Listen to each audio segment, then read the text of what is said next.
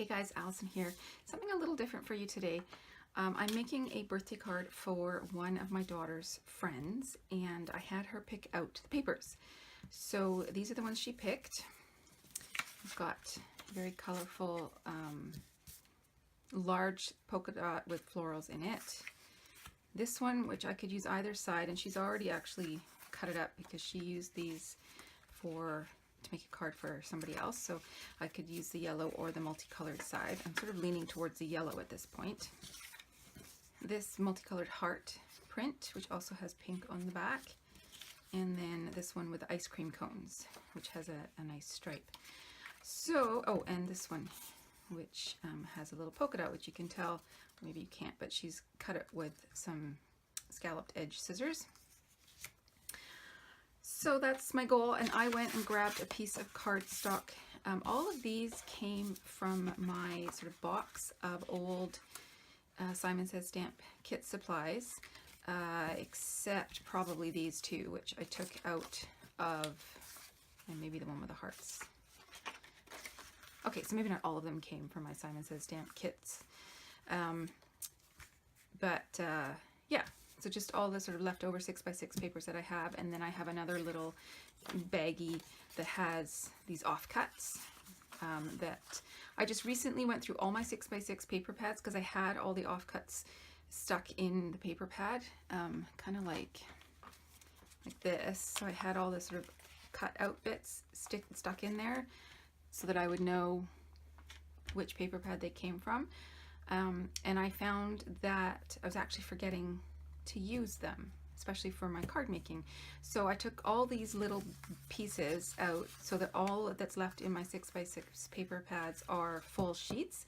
Sometimes maybe sort of 4/5 or 3/4 of a sheet, but for the most part they're just full sheets, and that is going to help me use up all my scraps. So that's kind of my 6x6 organizing tip for you.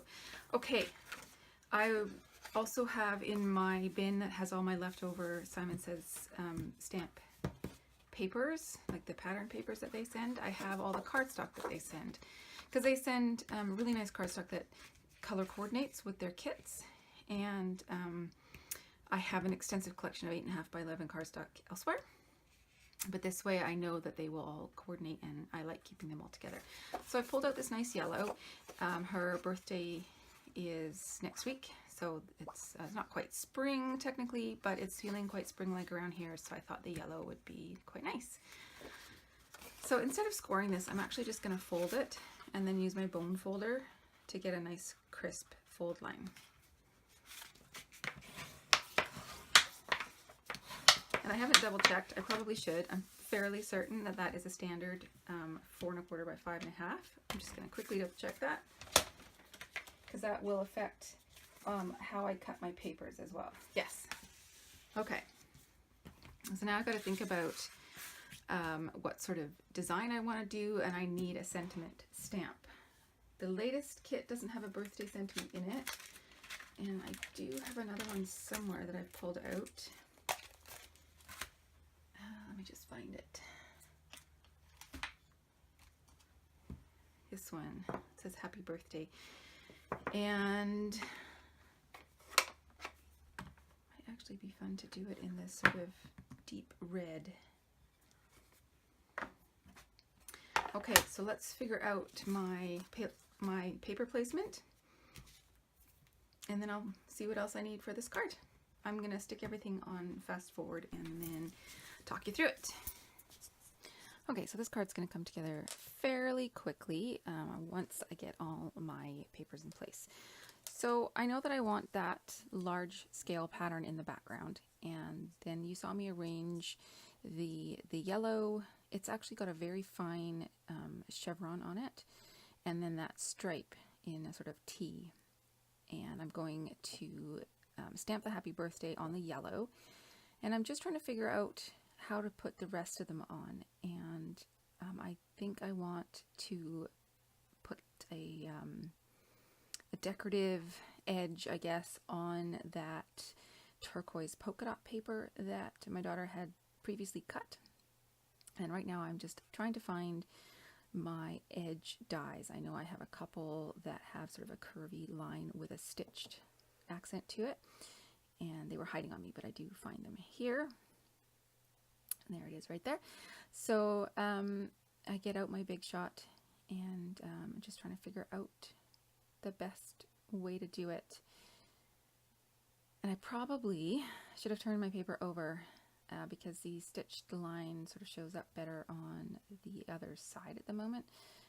But I am making do. So now I'm just trying to figure out exactly how I want this on the paper, and I decide to sort of tuck it behind the yellow, and then I'll add a little border of hearts down at the bottom of the yellow. I'm just trimming that right now. And I like how the colors in the hearts are repeating the colors that are already in the papers. You've got that sort of darker turquoise color, and then the 2 shades of pink, which are in the background paper.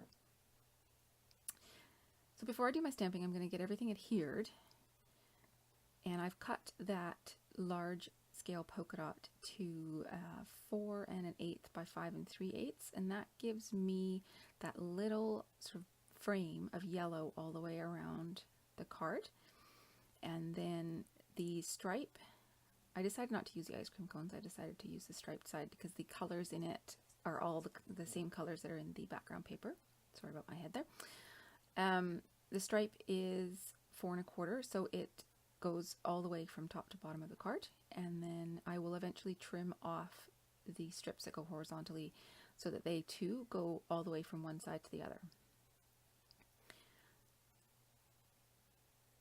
And there you see that I have laid everything together and stamped it, and I was not 100% happy with my stamping. It's a bit faded in sections, but it's a little late for me to try and line everything up with my MISTI. I had pulled out my MISTI to use and then thought that my stamp pad was juicy enough that I wouldn't need it, but I should have listened to my gut and used it in the first place.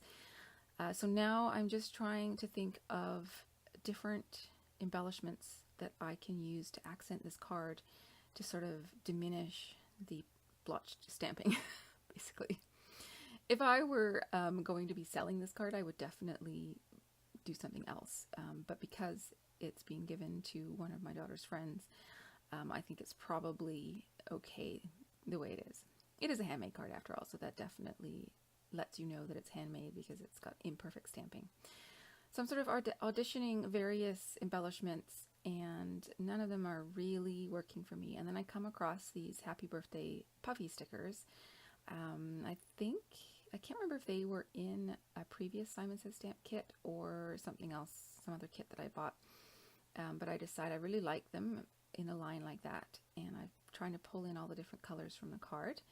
And now I'm looking for a number 9, and I thought at first that hot pink glittery letters would work, but the pink is not quite right. That deep flower up in the top right of the card is more of a red, and the pink was just, it was too fuchsia, and they were fighting each other.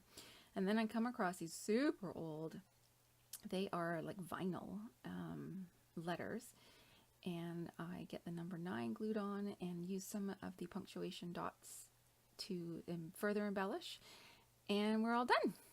Thanks guys, have a good day, bye bye.